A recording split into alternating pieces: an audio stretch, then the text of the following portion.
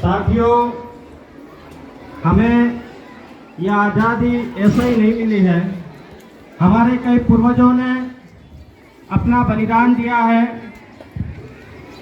हमारे पूर्वजों ने अपना पूरा जीवन भारत की आज़ादी दिलाने के लिए संघर्षों में निकाला। हमारे स्वतंत्रता सेनानियों ने लंबी लड़ाई लड़ी, कई शोषण सहे, जेलों में गए। उसके बाद में हमें ये आजादी मिली है। इस आजादी के उपलक्ष्य में आज हम लोग, शायद हम लोग अगर आजाद नहीं होते तो गांव में इकट्ठा होकर के और इस तरह से भव्य समारोह नहीं कर पाते। इसलिए मैं उन तमाम स्वतंत्र सेनानियों को नमन करता हूं। मैं भारत के उन वीरों को भी नमन करता हूं जो भारत की सीमा पर खड़े होकर हमारे देश की, हमारी सुरक्षा कर रहे हैं। साथियों, हम आजाद हो गए, लेकिन आजादी के बाद में शिक्षा एक महत्वपूर्ण मुद्दा है और इस महत्वपूर्ण मुद्दे के लिए कई संघर्ष हमारे पूर्वजों ने लड़े हैं। हमें पिछले 2-3 दशकों से ठीक ठाक की शिक्षा मिलने लगी है, लेकिन जिस स्तर की शिक्षा हमें मिलनी चाहिए थी, भौतिक सुविधाओं के अभाव में उस शिक्षा से आज भी हम लोग दूर हैं। भारत में शिक्षा के क्षेत्र में क्रांति लाने के लिए एक कानून लाया गया, निःशुल्क एवं अनिवार्य शिक्षा का कानून लाया गया और वो आजादी के 5 दशकों बाद देश में वो कानून लागू हो पाया।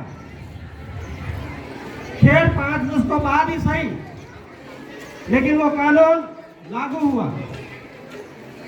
उस कानून के मार्फत से हमारे कक्षा 1 से लगाकर कक्षा 8वीं तक के बालक निःशुल्क शिक्षा ग्रहण कर सकते हैं।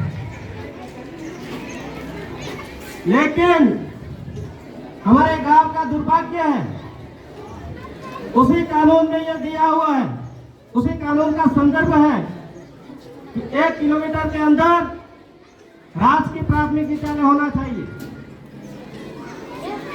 आरटी 2009 के कानून में यह दिया हुआ है कि 2 किलोमीटर के अंदर राजकीय उच्च प्राथमिक विद्यालय होना चाहिए। लेकिन ये 7 किलोमीटर के वर्ग क्षेत्रफल में फैला हुआ ये गांव, जिसमें एकमात्र जो उच्च माध्यमिक स्तर के विद्यालय था वो महात्मा गांधी में कन्वर्ट हो गया। उसके बाद में इस गांव में दूसरा एक भी हिंदी माध्यम का ना तो उच्च माध्यमिक विद्यालय है कोई, ना ही उच्च प्राथमिक विद्यालय है। गांव का नवयुवक मंडल और हमारे साथी लगातार 1 साल से प्रयास कर रहे हैं कि गांव के बच्चों को जो 5वीं कक्षा उत्तीर्ण कर लेते हैं और 5वीं कक्षा उत्तीर्ण करने के बाद में गांव की जो एकमात्र ये उच्च माध्यमिक विद्यालय था जो एमजीजीएस में कन्वर्ट हो गया, उसमें वो प्रवेश से वंचित रह गए और वो बच्चे, कुछ बच्चे कनबा, कुछ बच्चे सावली, तो कुछ बच्चे बरोटी पढ़ने जाने को मजबूर हो रहे हैं। हम लगातार 1 साल से प्रयास कर रहे हैं, लेकिन दुख की बात यह है कि जिनके बच्चे हैं उनके अभिभावकों का साथ ही नहीं मिल पा रहा है। अगर गांव के तमाम अभिभावक और गांव के तमाम जनप्रतिनिधिगण इस समस्या के लिए आगे आए तो मुझे लगता है निश्चित ही ये समस्या दूर हो सकती है। हमने हमारे स्तर पे प्रयास किए। जो विद्यालय पूरी तरह खंडर हो चुका था और गांव के मध्य का विद्यालय है, हमने उस विद्यालयों की क्रमोन्नति की मांग को लेकर और नए भवन निर्माण की मांग को लेकर हम जिला कलेक्टर के माध्यम से शिक्षा मंत्री जी को हमने ज्ञापन दिया। क्षेत्रीय विधायक महोदय को हमने ज्ञापन की कॉपी भेजी।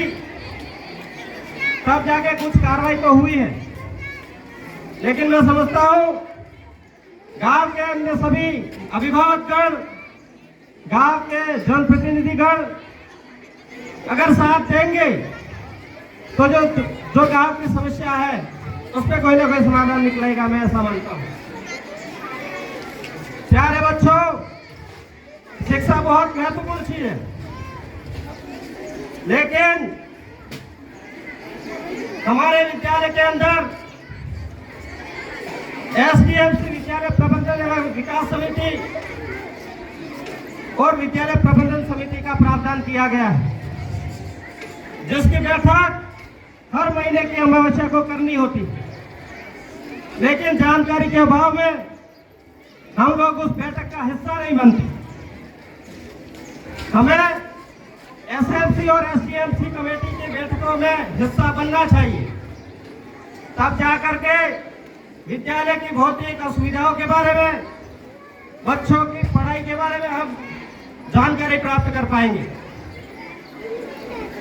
इसलिए मैं आप सभी अभिभावकों से यह आग्रह करता हूं कि हर माह के अमावस्या को, चाहे कोई प्राथमिक विद्यालय हो, चाहे उच्च माध्यमिक स्तर का विद्यालय हो, हर माह की अमावस्या को ये बैठक की जाती है और उस बैठक का हिस्सा जरूर बने, जिससे आपके बच्चों की पढ़ाई के बारे में बात आप कर पाओगे, आपके बच्चों को गुणवत्तापूर्ण शिक्षा मिल पाएगी। और साथ ही साथ आज हम इस मातृभूमि की आजादी का त्योहार मना रहे हैं। इस पर्व पर स्वामी विवेकानंद जी का एक वाक्य मैं आपसे साझा करना चाहूंगा। जब स्वामी विवेकानंद जी विदेश में गए तो विदेशी लोगों ने उनसे कहा, स्वामी जी से कहा, स्वामी जी हेलो।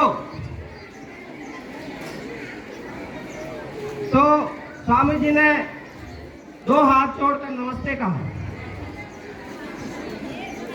विदेशियों को लगा शायद स्वामी जी को अंग्रेजी समझ में नहीं आती,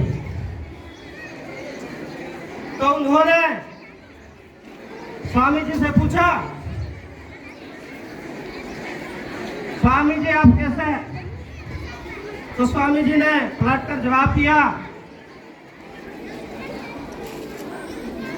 I am fine thank you. जब स्वामी जी का ये अंग्रेजी में जवाब उन्होंने सुना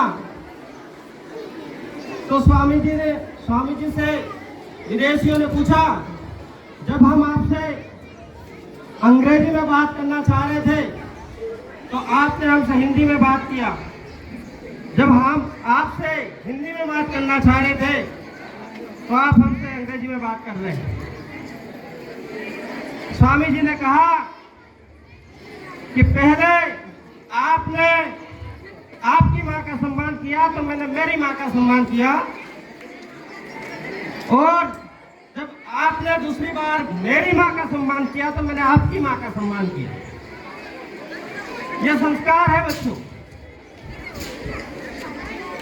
ये जानना बहुत जरूरी है। हमारे देश के उन तमाम महानायकों को मैं नमन करता हूं, और साथ ही साथ आज का जो युग है वो कलयुग नहीं है, आज का युग कलम युग है। इसलिए आपको ताकतवर बनना है, कलम से ताकतवर बनना है। आप कलम से ताकतवर बनेंगे आपको दुनिया की कोई ताकत डरा नहीं सकती। मैं अपनी बात को भाई यही विराम देते हुए संचालक महोदय का बहुत बहुत धन्यवाद। एक बार पुनः आप सबको मेरी ओर से स्वतंत्रता दिवस की हार्दिक हार्दिक बधाई एवं शुभकामनाएं। धन्यवाद। जोहार।